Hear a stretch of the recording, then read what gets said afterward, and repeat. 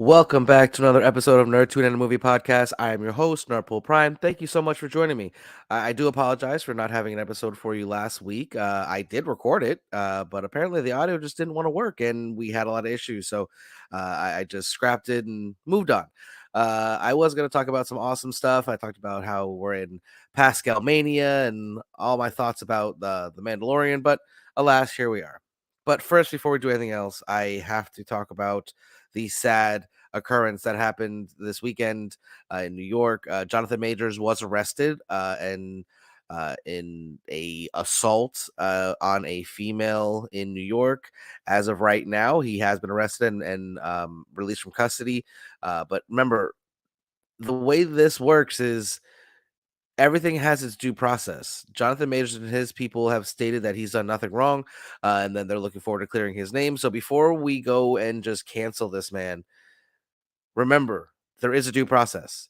I mean, people get accused of doing things they didn't do all the time. So I'm not saying that's the case, and I'm not trying to downplay assault because that's obviously not the case. But at this point, all we can do is just wait to get more facts. And I just think it's funny. And I have to point this out because not too long ago, people were talking about how questioning his masculinity because of posing in Ebony magazine with all the pink and like the relationship him and Michael B. Jordan have. And then here we are now. Well, is he masculine enough for you now? Is this good enough? Like, is he allowed to just live his life now? Or is this a problem too? It just seems that no matter what certain people do, they can't be on the right side of what other people want. I say it's time we just let people live and be who the hell they want to be. I mean, I'm not saying that I obviously wasn't there, so I don't know what happened. All of this could be a misunderstanding. There could be so many things that are just completely unknown to us at this point. And all I'm saying is it wouldn't be too far of a stretch to think that maybe she said something about that, and he said, "Is this masculine enough for you?" And now, is it like are all you everyone who was complaining about about his masculinity and all that? Is it now okay if this is legit and he actually did do this, and now he's has a toxic masculine trait? Is that better for you? I'm just saying, I feels like there's a lot of we can learn about this whole scenario because people were talking so much shit about Jonathan Majors and I mean Michael B. Jordan for that matter as well. And I don't understand. Like if you look at Creed, for instance, there was a scene where he literally got knocked out on camera because he wanted to take the knockout punch because that's just what he is. Is that not masculine enough for you? What is he not masculine because he watches anime and actually like has male friends? I'm just saying, like it does appear that no matter what, certain people are going to be looked at and questioned, and who gives a shit? It is what year are we in? I mean, seriously, do we have people running the streets like wearing SWAT stickers? We've got people who are attacking trans rights by making laws so they can't read to children. Oh, it's all about the safety of the kids. You know what's killing kids? Guns, not drag queens. And then you got the US government coming for TikTok, like as if every other social media platform doesn't do exactly what they do. Like it's absolutely ridiculous that we're in 2023 and these are the things that we're talking about. Freedom of speech being taken away. Freedom to be who you are taken away. I mean, this is have we not seen this before throughout history? Like, have we not learned as a society? I'm giving like as a Jewish male right now, and living not far from where there was a guy standing outside a synagogue yelling like the worst anti-Semitic slurs you can imagine, saying that Hitler was right.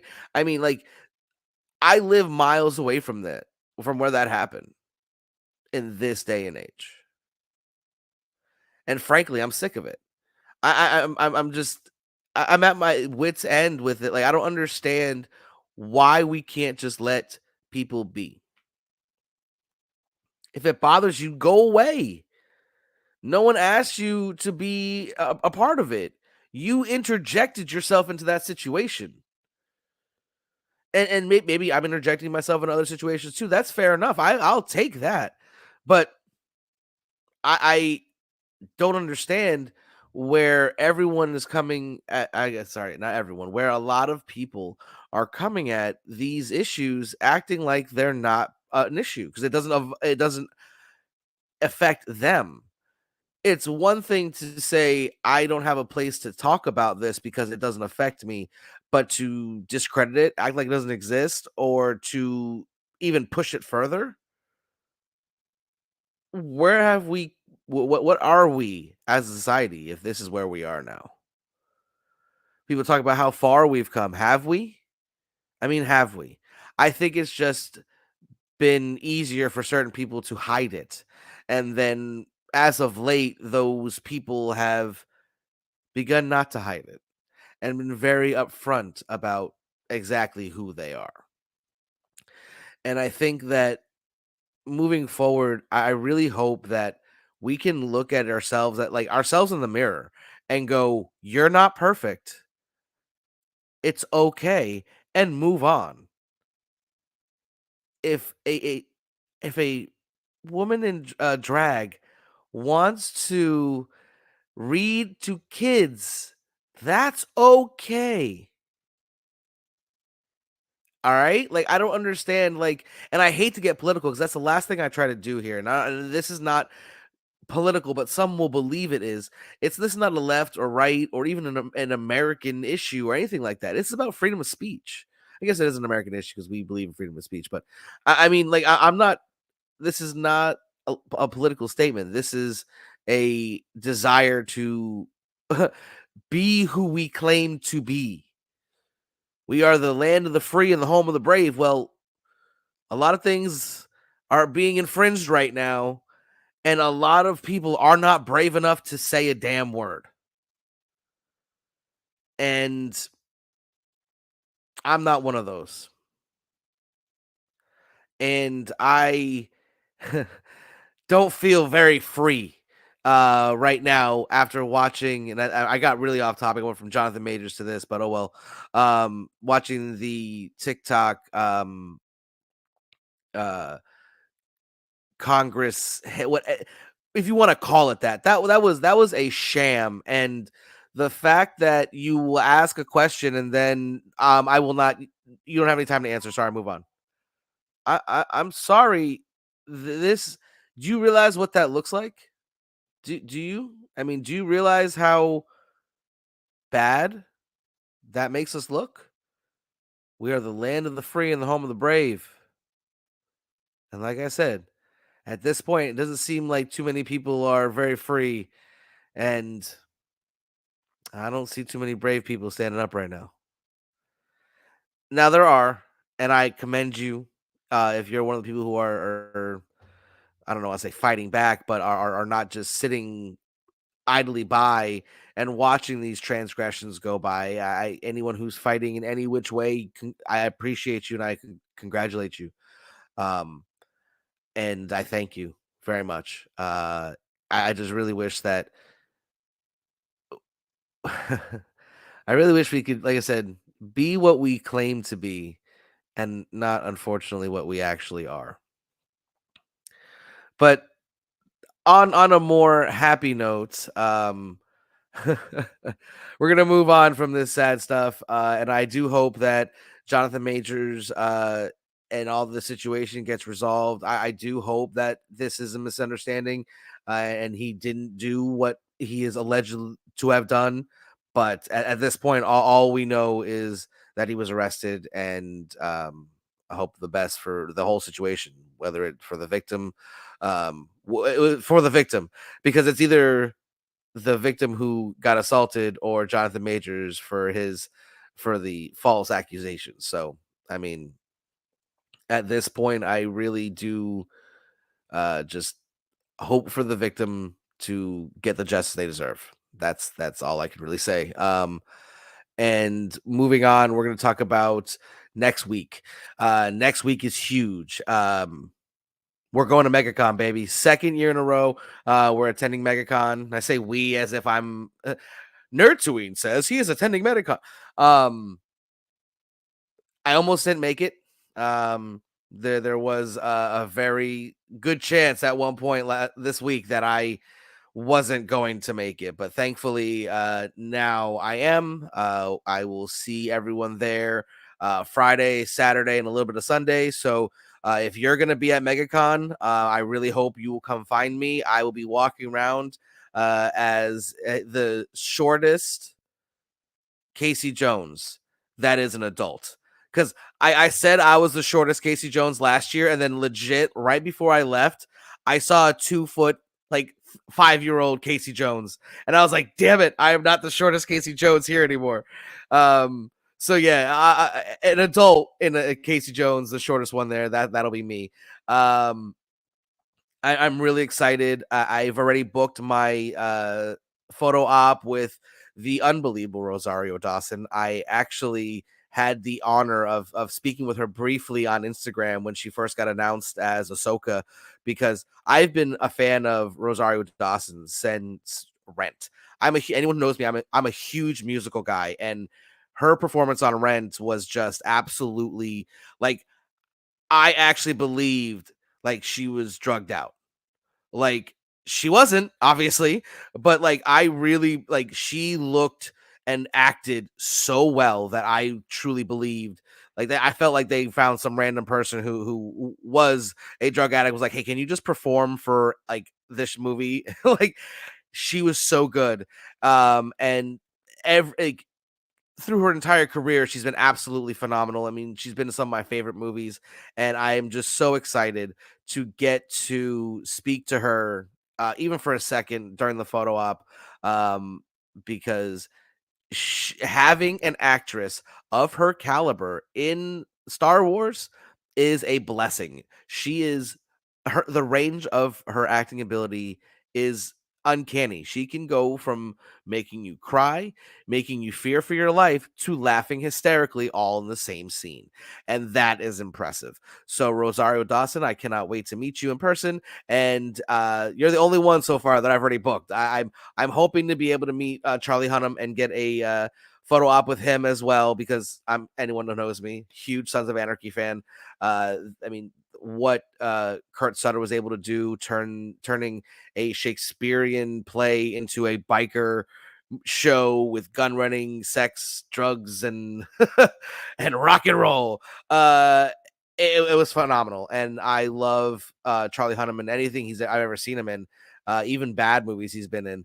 And I really think that I know they're trying to go younger for the DC new universe, but Charlie Hunnam would make the perfect Green Arrow. He'd be the perfect Oliver Queen. Just saying, he'd be perfect, perfect. And then hopefully, if all goes according to plan, John Bernthal, Vincent D'Onofrio, and Charlie Cox in a 3-verse-1 match at WrestleMania. No, because all three of them are going to be there, and I'm hoping to get a picture with all of them. I love Daredevil. I thought it was one of the best series we've seen in a while, not just Marvel. I mean, the fact that it was a Marvel character made it that much more interesting for me. And I am a huge Punisher fan. I actually literally just watched the Thomas Jane and the Ray Stevenson Punishers yesterday. Um, he is the greatest on-screen Punisher we've ever seen, and I'm so happy that he's going to be back for Daredevil Born Again. I mean, I'm just a little worried that it's going to be too toned down, but you can do a lot of the same things that were done in the Daredevil show on a regular what's the TV 13 or whatever the actual rating is. Um, just can't have all the blood splatter. That's really all the difference. I mean, yeah, it's going to take away from something as the Punisher, but I still think they've got a lot of stuff they can easily knock out the park with that. And of course, Charlie Cox. I mean, he's a great Daredevil. An awesome Matt Murdock. I was so happy to see so happy to see him in No Way Home. And then we had D'Onofrio come back in Kate Bishop. Oh, it was Hawkeye, but in the Kate Bishop show. And I mean, he's a fantastic actor. I mean, go all the way back to his early movies, and he's been knocking it out the park for decades now. And I'm happy for that he's still around kicking and doing very well for himself. And I hope that I can get to meet them as well. But those aren't guaranteed. The only thing I got guaranteed is Ahsoka. I am looking forward to finally meeting my good friend Year of the Collector. He's going to be there. Then, of course, I'll meet with the CCJ boys. I'll be seeing Kyle Willis, the great ladies from 305. They're going to be there. Tina's going to be doing art and signing. I'm really looking forward to it. I Last year I went, and it was one of the greatest experiences of my life. I was able to meet Kevin Conroy, and that was enough for the whole trip because unfortunately he sadly died a few months later. Um, and that's the one thing I'm changing up from last year. Last year I went as more of a business investment, as I need to get these exclusives. I need to get these signatures. I need to flip these. I need to make money. I need to, and then this year I'm going, no, I'm going for the experience. Yes. Am I going to get things signed? Yes. Am I going to get exclusives to try to sell? Of course. There's no question about that. Um, but at the same time, I realized what I enjoyed the most when I was there was the panel for, oh my God, I'm drawing a blank. I can't believe I can't. Reading Rainbow. Oh my god. I've been doing this a lot lately. I might need to get tested. Um, uh, damn, that's gonna bother me. I can't believe I just did that. Um, damn. But seeing the panels and speaking with Kevin Conroy are what really did it for me. Those are the things that I absolutely like remembered as the keys of what I did. And I got some, I mean, I met James Tiny and I got signatures from him. Like there's a lot of things that um I w- that I will remember for my entire life. I can't honestly tell you all the comics I got signed from last year. I mean, Sabine Rich and Nakayama and Tynion and Javon Jordan and there's so many things that I did that I will remember for the rest of my life more so than the comics that I made money on. That was not the issue for me. Um, that didn't that wasn't what reminisced. And I don't want to make the same mistakes again. Because the experience is what I remember the most. LeVar Burton, holy shit. I did a whole like LeVar Burton was such a big part of my childhood because of Reading Rainbow. But then, I watched Roots when I was in school, and then I didn't even like Star Wars, but I loved him. I mean, that visor, dude, he looks so cool. But yeah, I can't believe. And then with his connection to Community, like I cannot believe like I couldn't remember LeVar Burton's name all for. Oh, I love you, LeVar. Damn it. Um, but yeah, like I said, I'm not gonna not specifically not go get comic books. I'm not gonna not try to make connections, but the conversations I had, and the experience was more important to me when it was all said and done. And I hope that I can kind of capture lightning in the bottle twice and do it again this year. So if you're going to be at MegaCon, please reach out so we can meet up. I would love to film some content with you. Um, And it's I appreciate everyone who stops by and listens to me rant. This episode was all over the place, and then I truly hope that he it didn't go too off the rails, but I am very opinionated and I will say what I feel needs to be said. Um, so if any shenanigans happen at MegaCon, believe me, I'll tell you. But that's all I have for this week. Until next time, this is Nerdpool Prime.